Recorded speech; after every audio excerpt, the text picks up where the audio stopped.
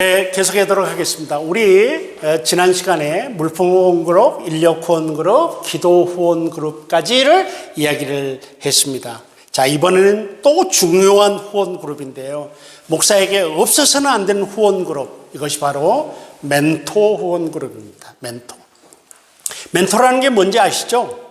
네, 멘티, 여러분은 멘티가 되고 누군가를 멘토로 만드는 그런 멘토 후원 그룹이 있습니다.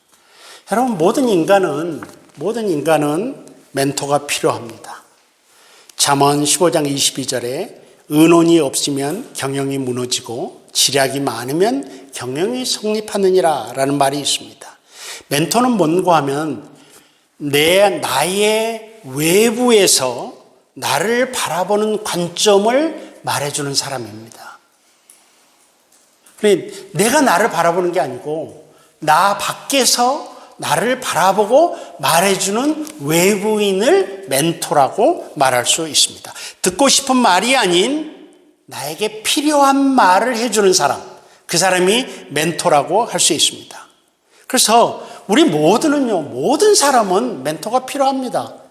나를 바라보는 관점에 대해서 이야기해주는, 사실은 그 멘토를 불필요하게 여기는 사람을 우리는 독불장군이라고 이렇게 이야기를 합니다. 그리고 우리 인간의 속성상 나이가 들어갈수록 멘토를 불필요하게 여깁니다. 그러니까 나이 든 사람들을 가만 보면은 에이징 심프텀의 하나가 뭔가 하면 다른 사람 말을 잘 안 듣는 거예요. 고집쟁이가 되죠, 대체로. 저도 그렇게 되고요. 저도 옛날보다 훨씬 고집쟁이였고요, 지금. 여러분들도 아마 그렇게 될 것 같아요. 이게 그러니까 이런 거예요. 그래서 우리 인생 가운데서 우리를 바라보고 이야기해주는 그런 사람을 필요로 합니다. 모든 사람은 다 멘토가 필요해요. 근데 특별히 목사는 멘토를 절대적으로 필요로 합니다. 왜냐하면요, 목사는 다른 사람의 영혼을 책임지고 있으니까. 그래서 목사가 잘못됐다 그러면은 그 사람이 이끌고 있는 양들도 다 잘못될 확률이 대단히 높습니다. 대단히 높습니다. 그래서 멘토는 여러분들 평생에 멘토들을 만들고 멘토들을 이렇게 모시고 찾아다니고 하는 작업을 목사가 해야 된다는 그런 것이죠. 사실 담임 목사가 된 후에 담임 목사 스스로 배우려 하지 않으면요, 누구도 그를 가르칠 수 없습니다. 그렇기 때문에 담임 목사의 특성이 그래요. 진짜 그래요. 누구도 가르치지 않습니다. 여러분 담임 목사 해보십시오, 여러분. 사실 여러분들도 담임 목사에게 함부로 말 잘 못하잖아요. 그리고 할 말 있어도 잘 못해요. 여러분들 대체적으로 보면은 성도들이 여러분 붙잡고는, 그러니까 부교역자 붙잡고는 담임 목사 비판을 많이 해요. 근데 그 사람이 그래요, 안 그래요? 부교역자 붙잡고 담임 목사 비판을 많이 해요. 그렇다고 해서 그 사람이 담임 목사에게 그 말을 직접 하느냐? 못해요. 안 해요. 이런 게 있어요. 그러니까 담임 목사가 스스로 무엇인가를 들으려고 하고 배우려고 하고 의견을 구하는 액션을 취하지 아니하면 누구도 담임 목사 앞에 이야기합니다. 성도들이 담임 목사 찾아와서 비판하는 그 지경이 됐을 때는 이미 목회는 황폐화되었을 때입니다. 그때까지 성도들은 아무 말도 하지 않습니다. 안 하는 경우가 많습니다. 그래서 목사가 스스로 먼저 누구인가 멘토링을 받겠다고, 의견을 구한다고, 배우겠다고 이런 말을 하지 않으면은 누구도 그를 가르칠 수 없습니다. 그래서 스스로 조언을 즐겨 듣고 그것을 받아들이려는 훈련을 평소에 해야 하고요. 목회자가 기도하며 믿음으로 나아가는 것은 굉장히 중요합니다. 그러나 주위 사람들의 조언을 무시해서는 안 될 것입니다. 이렇게 되고요. 다만 왜 그런가 하면요, 성경에는 목회에 대한 원리가 나와 있습니다. 여러분, 그리고 그 원리를 적용하는 것은 목사의 몫입니다.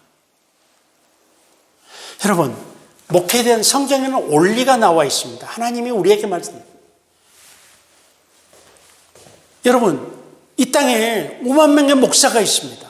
그리고 5만 명의 목사의 목회 환경이 다 다릅니다. 그 5만 명의 목회 환경에 다 맞는 5만 가지 방법이 성경에 나와 있지 않습니다. 다 다릅니다. 다만 5만 가지의 방법을 선택할 수 있는 원리가 성경에 나와 있기 때문에 나와 있습니다. 그러니까 여러분 이런 말 함부로 하면 안 됩니다. 성경대로 하면 된다 이런 말 함부로 하면 안 됩니다.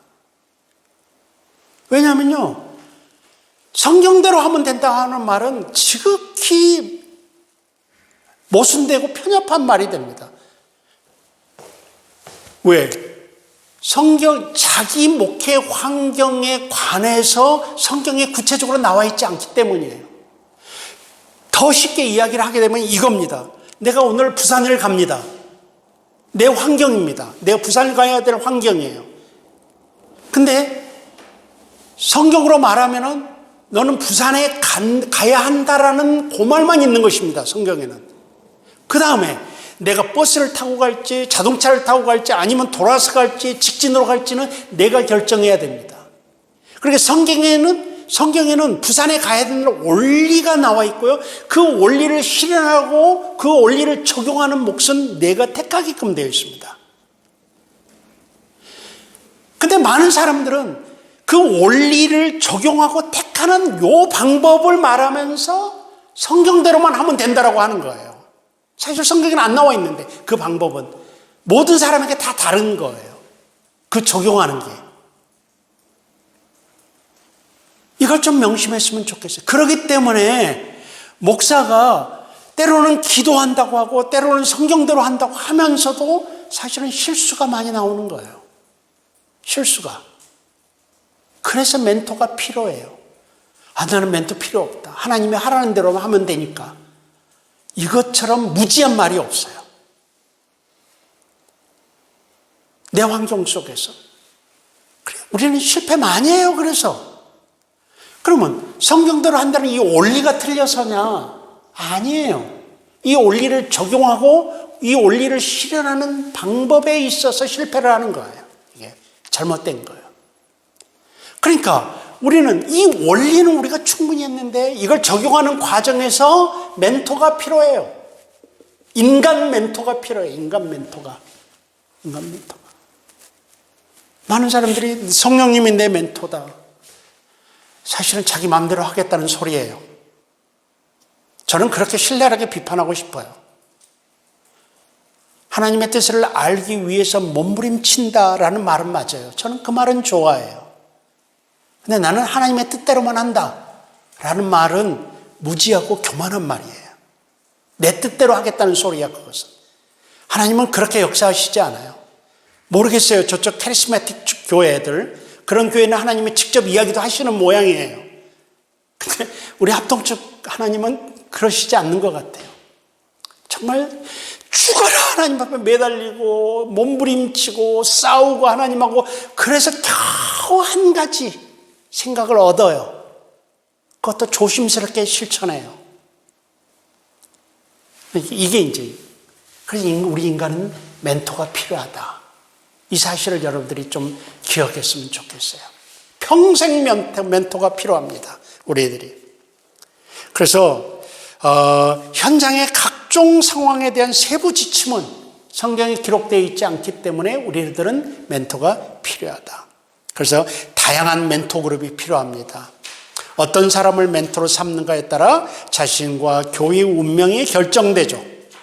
교회를 사랑하고 여러분을 사랑하고 여러분이 신뢰할 만한 사람을 곁에 두고 멘토로 삼아야 됩니다. 쓴소리 해주는 멘토 당연히 필요하죠. 쓴소리 해주는 멘토. 여러분 그 대처럼 목사님들의 쓴소리 멘토는 누구게요? 대처럼 배우자. 예. 아내. 저로 말하면 아내. 쓴소리 멘토들이에요. 여러분 그 배우자가 쓴소리를 할 때 하나님의 음성으로 듣기를 주님의 이름으로 축원해 드립니다. 배우자들이 하는 소리는요, 물론 뭐 가치 없는 소리 왜 없겠습니까마는 대체적으로 배우자들이 하는 소리는 배우자에게 주신 하나님의 촉이라고 생각을 하세요. 사실은 배우자가 제일 잘 알거든요. 자기 배우자를. 그러니까 특별히 배우자들이 웬만해서는 남편의 배우자의 설교에 대해서 책을 잘 안 잡는데 그래도 배우자가 한마디씩 툭툭 던지는 설교에 대한 평가를 좀 심도 있게 받아들일 그런 책임이 좀 있는 것 같아요.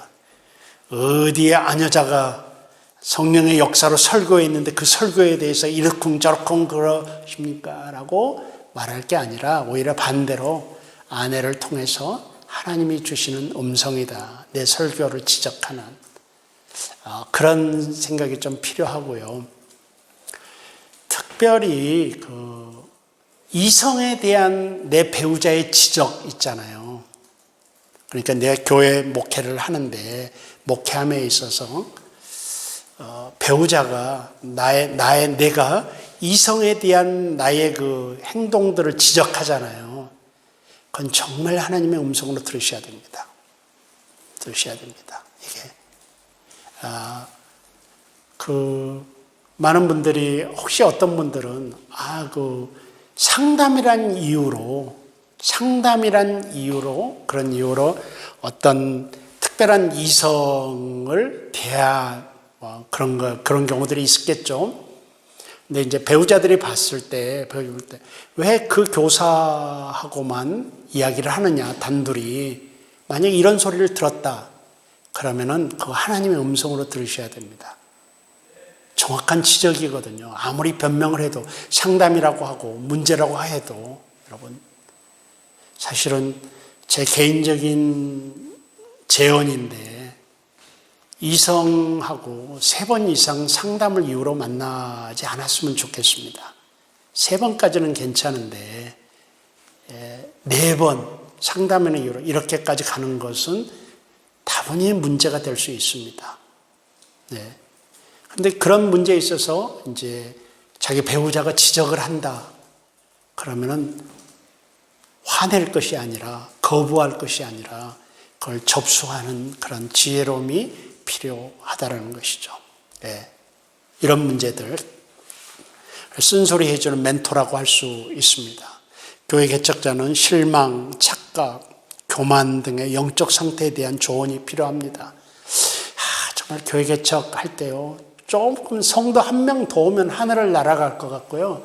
1명 안 나오면 어떻게 됩니까? 1명 안 나오면 그냥 막 절망해가지고 그냥 이러거든요.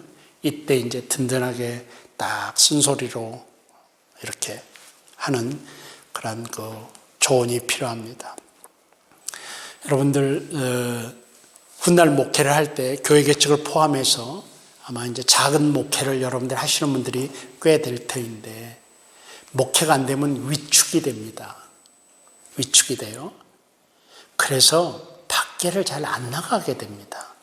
그러니까 동기들을 잘 안 만나요. 목사들 모임에 잘 안 나가게 됩니다. 왜냐하면 내 목회가 잘 안 되니까 나가봤자 점심 한 끼 살 능력도 없고 맨날 얻어먹기도 그렇고 그리고 그냥 목회가 잘 돼야 가서 좀 떠드는데 그것도 안 되고 그러니까 위축돼서 나중에는 안 나가버려요. 절대로 그러면 안 됩니다. 여러분 절대로 그런 목회가 안 될수록 동기들 만나야 됩니다. 목회가 안 될수록 있잖아요. 배우러 다니고 막 그런 게 아니라 노는 모임에 나가야 됩니다. 그냥 단순히 차 만나고 차 마시고 만나서 떠들고 하는 그런 모임에 나가야 됩니다. 목회가 안 될수록 스스로 위축돼가지고 자기를 고립시키잖아요. 그건 있잖아요. 멘토를 다 끊는 거거든요. 멘토가 꼭 오피셜한 멘토만 있는 게 아니거든요. 동기들하고 아니면 목사들하고 웃고 떠드는 것도 굉장한 멘토링이거든요. 그게. 근데 그걸 끊어버리잖아요. 그러면은 스스로 고립시키는 거고요. 고립시키는 것은 큰 문제가 됩니다. 정보의 단절을 첫째 가져오고요. 둘째는요. 에딕션이 뭐죠 저거? 중독에 빠지게 됩니다. 뭔가에 중독이 됩니다. 스스로를 고립시키잖아요. 그럼 목사도 예외 아닙니다. 뭔가에 중독되게끔 됩니다. 그러면 결과가 파괴적인 결과로 이어질 수 있습니다. 그러니까 이런 말들을 여러분이 어떻게 받아들이실지 모르겠습니다. 그러나 훗날 여러분들의 목회가 안 될 때일수록 저는 뭐 배우러 다녀라 뭐 이런 이 말을 드리는 게 아니고 그냥 세상 말로 표현하겠습니다. 웃고 떠드는 동기들 모임에 나가라. 계속해서 거기 가서 웃고 떠듦을 통해서 멘토링을 받아라. 이런 이야기를 하고 싶어요. 스스로 고립시키는 것처럼 목회자에게 위험한 것은 없다라는 사실을 여러분들이 기억하셔야만 될 것 같아요. 또 동일한 영역에 대한 경험자, 멘토가 필요합니다. 그래서 여러분들 교회 개척자를 위한 멘토는 교회 개척을 경험한 사람이어야 하겠죠. 그래서 교회를 개척하기 전에 새로 시작한 교회, 성장하는 교회, 정체 상태의 교회, 실패한 교회 목사들을 방문해서 실제적인 경험담을 습득하고 그들로부터 멘토링을 받는 것도 필요하죠. 교회 개척 전문가, 교회 개척 기관, 모델 등을 방문하여 배워야 됩니다. 좋은 모델 개척 교회를 경험하는 것이야말로 교회 개척자에게 유익한 일입니다. 외형적으로 교회 개척이 성공적으로 보이는 교회 목회자들 뿐만 아니라 바르게 목회하는 사람들을 봐야 합니다. 우물 안의 개구리처럼 자기 생각과 철학과 방법에만 매이면 안 된다는 것이죠. 제발 좀 오픈 마인드가 좀 되었으면 좋겠습니다. 실패한 목사님도 찾아다니십시오. 멘토링을 받기 위해서. 여러분, 내가 교회를 개척하는데 대형교회 목사님들 대형교회 방문, 이거 제가 생각에는 별 도움이 전혀 없다고는 말하지 않겠지만 실효성이나 어떤 효과성에서 별로 바람직하지 않습니다. 우리는 교회 개척하는 사람들이 대형교회 구조를 흉내낼 수 없습니다. 이런 것들이. 그래서 내가 멘토링을 받기 위해서는 양으로 내가 묘사를 한다면은 이제 시작하면은 10명 모이는 교회 가서 배워야 됩니다.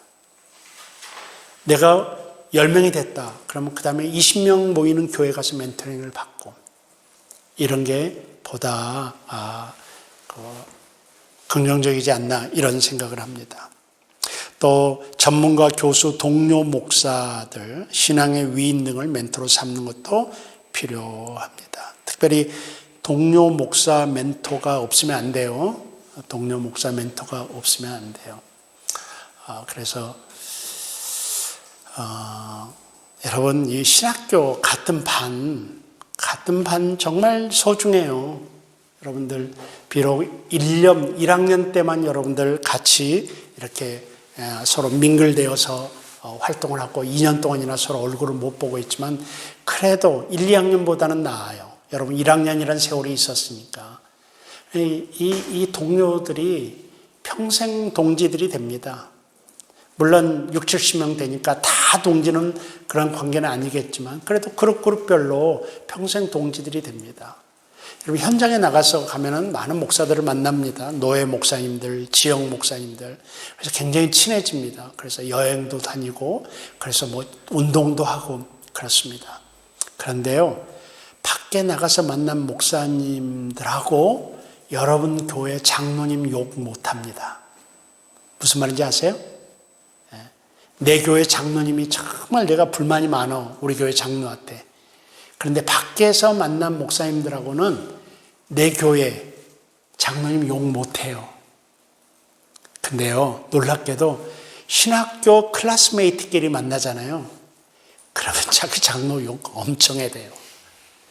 그런 관계예요, 여러분의 관계가. 그런 관계. 지금도 있잖아요. 저희 동기들 만나잖아요. 그러면은 어려서부터 같이 만났으니까 이제는 보면은 한 30년이 다 넘었지 않습니까? 근데 지금 만나면요, 자기네 교회 성도들 욕 막 넘치게 합니다. 서로 그냥 막 어쩌고. 근데요, 지금은 다 이제 제 동기들은 노회장급이고 노회장을 벗어났고 그랬거든요. 그래서 얼마나 노예에서 잔뼈가 굵었겠습니까? 노예에서 만난 그 목사들하고는 그렇게 오랜 시간 동안 같이 노예 활동을 했어도 자기네 교회 성도 욕 못해요. 신학교 클래스메이트가 바로 이런 관계예요, 여러분들. 그러니까 이 관계를 잘 유지하시고 그랬으면 좋겠어요. 유지하셔서 평생 동역자로 평생 상호 멘토링을 해주고 또 이 동지의 멘토링을 받아들이고 하는 그런 관계로 여러분들의 관계가 발전되고 유지되었으면 얼마나 좋을까 이렇게 생각이 들어요. 교회 개척자는 절대로 혼자 되면 안 됩니다. 작은 교회 목회자는 절대로 혼자 되면 안 됩니다. 더 깊이 나락 속으로 빠져들어갈 뿐이에요. 그래서 건강을 위해서도 동료 멘토를 두십시오.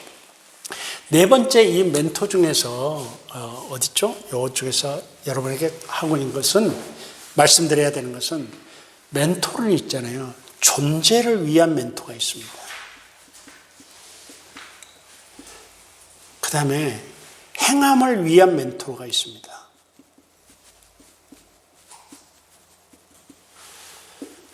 이걸 이제 뭔가 하면 존재를 위한 멘토는 인간 자체를 이렇게 지적질해 주는 멘토입니다. 평가를 해주는 멘토입니다.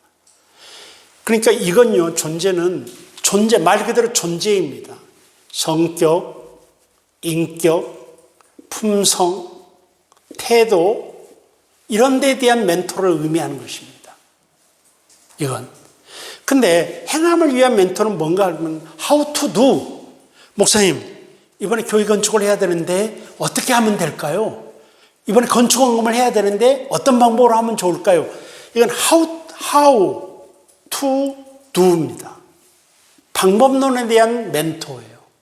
이것은 how to be. 어떻게 존재할까요? 라는 멘토입니다. 여러분 이 개념 설명이 이해가 되십니까? 근데 우리들은 대체로 어떤 멘토를 멘토라고 생각하죠? 예, 이 멘토를 대체로 많이 찾습니다. 우리 교회에 네 분이 일어났습니다. 어떻게 해결할까요? How to do야. 근데 여러분 가만히 한번 생각을 해보세요. 대체로 이 행함은 있잖아요. 어디서 비롯돼요? 목사의 존재로부터 비롯됩니다. 목사의 존재로부터 비롯돼요. 그러니까 목사가 존재는 뭐예요? 이기적이야. 목사의 존재가 이기적이야. 그러므로 말미암아 교회 안에 여러 가지 분란이 일어나. 목사가 이기적이로. 근데 그 목사는 어떻게 그 분란을 해결할까요만 찾아. 멘토링을 할 때. 실제로는 뭐가 하면은 내가 어떻게 존재해야지 이걸 물어야 되는데. 그래, 많은 목사들이 또 여러분 중에서도 여러분의 존재를 멘토링 해주는 그 멘토가 필요해요. 정말 필요해요. 목사의 인격이 그러면 되겠는가? 라고 말해줄 수 있는 사람. 야, 목사가 너 그렇게 비양심적으로 하면 되겠는가? 이런 것들. 그런 다음에 사실은 적어도 제 관찰에 의하면요. 제 판단에 의하면은 교회의 대부분의 문제가 2B에서 나오지 2Do에서 나오지 않아요. 목사의 대부분의 문제가 2B에 있지 2Do를 잘못해서는 아니에요. 대체로 2B에서 2Do의 문제를 일으켜요. 그리고 오히려 존재 양식이 잘못됐기 때문에 거기서부터 나오는 많은 것들이 문제투성인 거예요. 근데 많은 분들이 이 존재 자체는 보지 아니하고 실제로 말하면 원인이 나에게 있다는 건 보지 아니하고 일어난 발생한 문제들만 보고 이걸 어떻게 해결할 것인가를 찾는 거예요. 그리고 멘토도 그런 멘토들만 찾아요. 근데 사실은 해결 방법이 없어요. 2B를 고치지 않고서는. 그래서 여러분들 멘토에게는 존재를 위한 멘토와 행함을 위한 멘토가 있다는 사실을 여러분들이 기억하고 존재를 위한 멘토의 가치를 좀 높여주세요. 존재를. 목사처럼 멘토를 안 두는 사람이 없어요. 왜냐하면 목사는 멘토를 하는 사람이거든. 멘토를 하는 사람이거든요. 그러니까 멘토는 하는데 멘티는 안 되려고 하는 거예요. 이게 문제인 거예요. 그럼 목사야말로 다른 사람의 운명을 책임지고 있고 영혼을 책임지고 있으니까 멘토를 구하는데 아주 심혈을 기울여야 한다는 사실을 우리들이 꼭 기억해야 됩니다. 거기 교회 개척자 멘토로서 합당한 사람이 책에 나와 있죠. 브라이언트가 말한 교회 개척자의 멘토 자격, 또 클립톤이 말한 교회 개척자의 멘토의 자격, 이런 내용들이 있는데 여러분들 참고하시고 이런 멘토들. 자, 멘토에 대해서 결론을 내리면 이겁니다. 멘토의 결론을 내리면 우리 목사들은 멘토가 없어서는 안 된다. 정말 여러분 멘토를 두셔야 됩니다. 겸손한 자세로, 낮은 자세로 멘토를 구하기 위해서 애쓰셔야 됩니다. 제가 미국에서 공부할 때 교수님이 한 얘기가 있습니다. 목사는 아마 이 정도의 멘토를 두면 좋겠다라고 해요. 첫째가 뭔가 하면은 교회 안 멘토. 우리 장로교는 이게 당회예요, 당회. 여러분 당회를 멘토로 생각하세요, 장로님들을. 그 다음에 교회 밖 비신자 멘토. 비신자 멘토.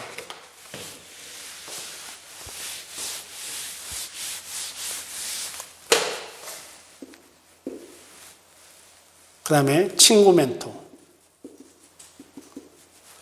친구 멘토. 그 다음에 평신도 멘토. 적어도 한 이 두 명씩 그때 이야기한 것 같아요, 교수님이. 이런 멘토들 한 2명 정도씩만 줘도 균형을 유지할 수 있지 않겠느냐 하는 그런 그 말을 들었던 기억이 나서 제가 잠깐 이야기를 합니다. 멘토를 멀리하는 사람은 정말 목회가 위험할 수 있고요. 여러분 이런 말을 할 말이 많은데